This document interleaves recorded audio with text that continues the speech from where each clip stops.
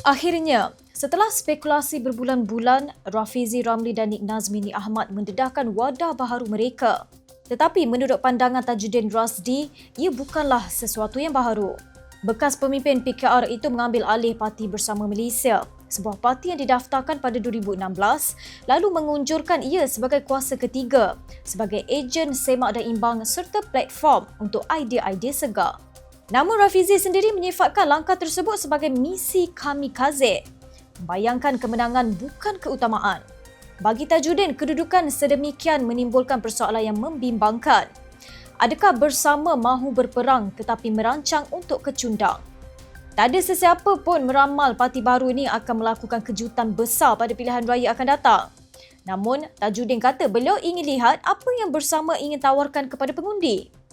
Menurut Rafizi, partinya akan menerima pakai pendekatan pelbagai kaum dan platform terbuka jika memegang kuasa.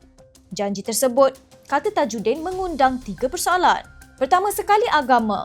Apa rancangan bersama untuk menangi ekstremisme yang semakin meningkat, didorong oleh penceramah bebas popular yang mendakwa Islam tidak serasi dengan Malaysia yang dicita-citakan oleh pengasas? Dan adakah parti itu berhasrat untuk mengawal pengajian agama dan madrasah yang mengekalkan naratif ini? Kedua, apa pula rancangan bersama untuk sistem pendidikan? Tajuddin berkata bersama perlu menjelaskan pelan keseluruhannya untuk sistem pendidikan negara. Namun di sebalik janji umum, terdapat persoalan lebih sukar. Adakah parti itu akan mencontohi 2 koalisi yang memerintah di Malaysia Timur dan mengiktiraf UEC? Tajuddin mengakui suka membayangkan pengundi Melayu menerima idea itu. Namun beliau berminat untuk mengetahui pandangan Rafizi dan Nik Nazmi mengenai perkara ini. Malah katanya jika bersama mahu membuka UiTM kepada bukan Melayu, beliau akan menyokong langkah itu. Isu ketiga ialah berkenaan representasi.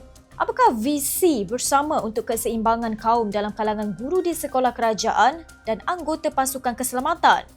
Tajuddin menegaskan tanpa kepelbagaian dalam pendidikan, Malaysia berisiko membesarkan anak-anak yang tidak pernah melihat realiti masyarakat pelbagai kaum. Begitu juga tanpa kepelbagaian dalam pasukan keselamatan kita. Negara akan bergelut untuk mempertahankan negara dan melindungi rakyat. Menurut Tajuddin, bersama sepatutnya menangani persoalan-persoalan sukar ini berbanding menuding jari kepada Anwar Ibrahim dan Kerajaan Perpaduan. Beliau berkata itu skrip lapuk yang terlalu kerap dimainkan oleh pihak pembangkang. Katanya rakyat mahu keberanian. Bersama mesti berani menangani ekstremisme, reformasi pendidikan dan representasi. Ini perjuangan yang penting yang membawanya kembali kepada misi kamikaze Rafizi. Bertempur dan tewas itu satu perkara. Tapi lain halnya apabila seseorang melangkah ke medan perjuangan dengan niat untuk kalah sejak dari awal. Namun begitu, Tajuddin tetap menyambut baik penglibatan bersama dalam arena politik. Suara baru, biarpun berisiko, menyemarakkan warna demokrasi. Ujian sebenar adalah sama ada bersama dapat mengejutkan kita dengan kemenangan yang bermakna atau sama ada ia sekadar akan menghampakan pengundi. Baca artikel penuh tulisan Tajuddin Razdi bertajuk Bersama Limau Masak Seulas atau Disisir Bagai Antah, hanya di FNT. Saya Haili Izzati, FMT.